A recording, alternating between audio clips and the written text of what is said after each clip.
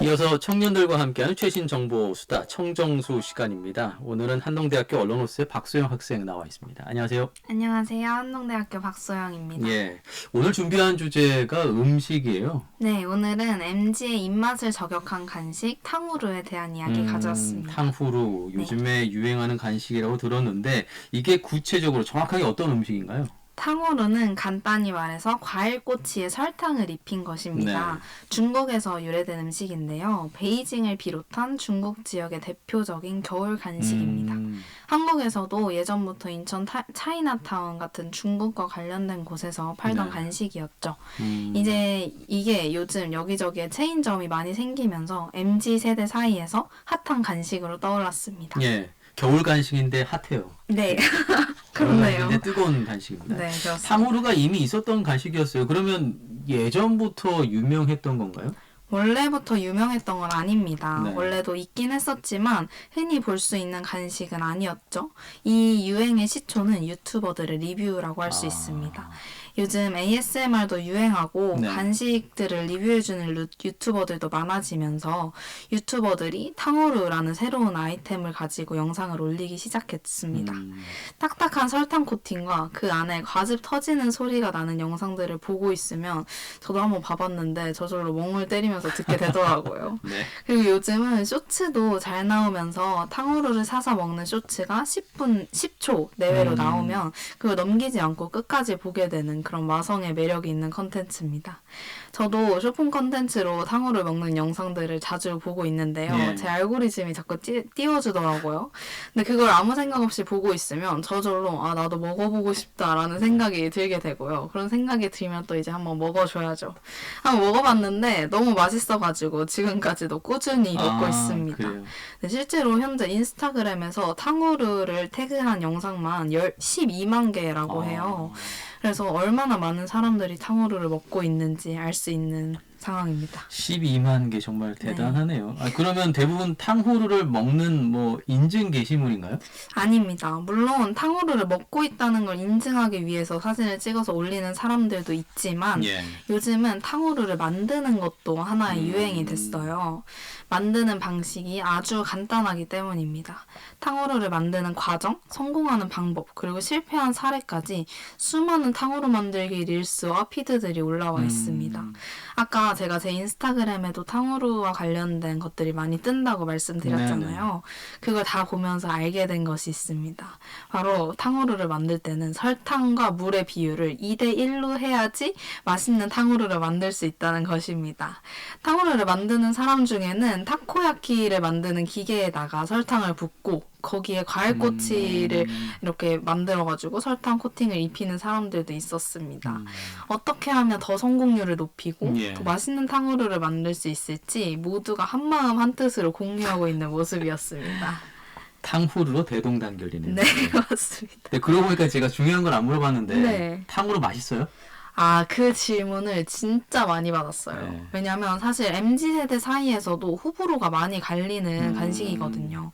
제 친구들 중에서도 이빨을 설탕에 달라붙고 또 너무 달다라고 하는 친구들도 있었어요. 하지만 저는 좋아합니다. 사실 저도 처음에는 저걸 왜 먹지 하는 편이었어요. 근데 제가 생과일 탕후루를 먹어봤을 때 그 이유를 알았습니다. 그걸 먹기 전에는 냉동과일로 만들어진 탕후루를 먹었었거든요. 근데 생과일로 만든 탕후루는 완전히 다른 세계입니다. 그래요? 네, 냉동과일로 만든 탕후루는 설탕도 딱딱하고 그 안에 있는 과일도 딱딱해가지고 먹기가 많이 힘들었거든요. 근데 생과일로 만든 탕후루는 딱딱한 설탕 코팅 안에 말랑말랑하고 과즙이 막 팡팡 터지는 상큼한 과일이 있어서 그 조화가 진짜 엄청납니다, 아나운서님. 저는 한 번 먹을 때 2-3개씩만 먹어요. 예, 두세 개요? 네. 아니 그렇게 먹으면 뭐 물리거나 배 안 불러요? 전혀 물리지 않습니다. 왜냐하면 탕후루에 엄청나게 많은 종류가 있기 때문인데요. 뭐 예를 들면 귤꼬치도 있고요. 딸기, 포도, 샤인머스켓, 토마토 등 종류가 엄청 많아요. 그리고 섞어서 만드는 것도 있습니다. 귤이랑 포도랑 섞어서 만든 꼬치처럼요. 그리고 저는 보통 추천을 해드리자면 귤, 딸기, 포도 이렇게 3개를 사서 엄마랑 같이 나눠 먹습니다.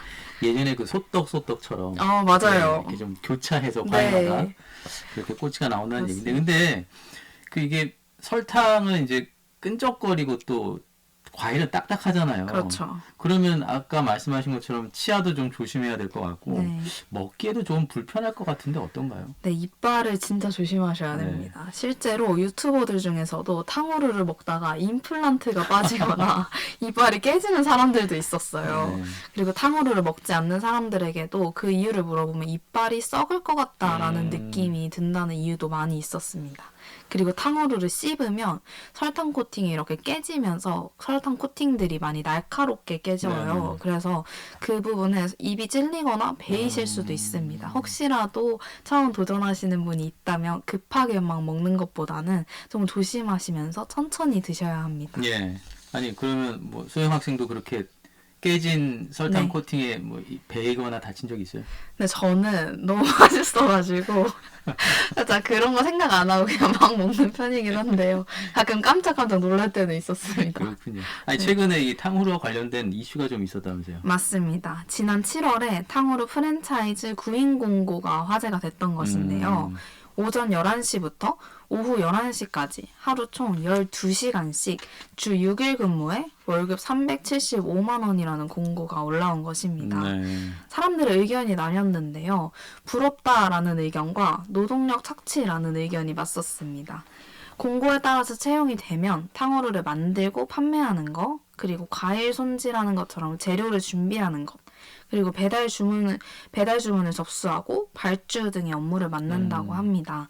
375만 원이라는 돈은 시간당 1만 3천 원을 받는 것으로 올해 최저임금인 9,620원보다 35%나 높은 것이라고 해요. 예.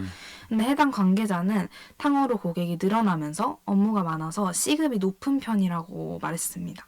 아까 이제 설명할 때 탕후루는 만드는 방식이 상당히 간단하다고 얘기를 했잖아요. 근데 이 얘기를 들어보니까 일은 상당히 좀 힘들고 많은 편이다 이런 네네. 생각이 좀 드는데요.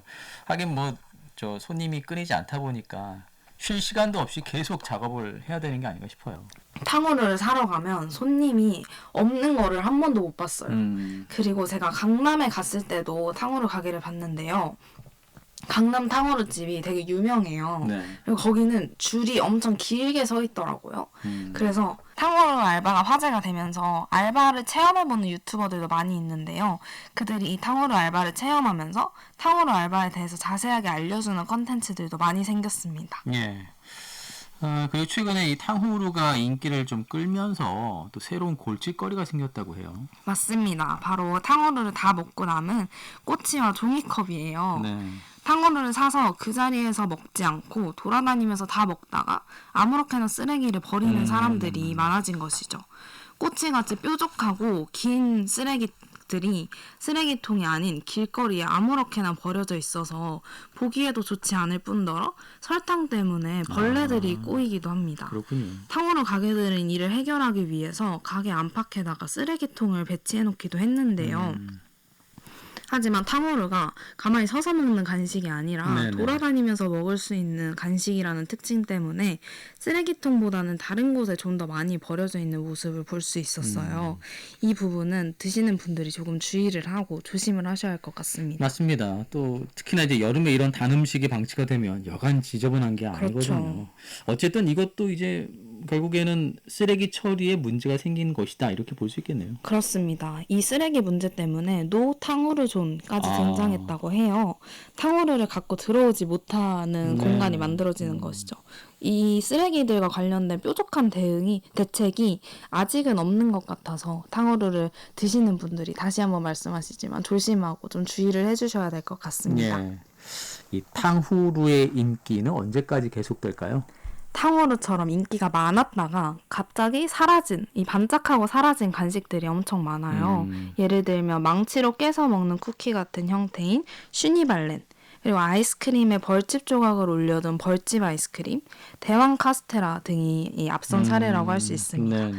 그러나 개인적으로 제 생각에는 탕후루의 입지는 반짝하고 사라지는 유행에 크게 영향을 받지는 않을 것 같아요. 아, 그래요? 네, 왜냐하면 사람들이 특별한 일이 있을 때 혹은 기분 좋을 때 사 먹는 간식이 아니라고 생각하기 때문인데요.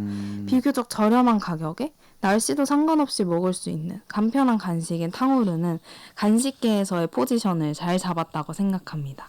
실제로도 그 인기가 예전부터 식지 않고 지금까지 오랫동안 유지되고 있기도 합니다. 그렇군요. 네.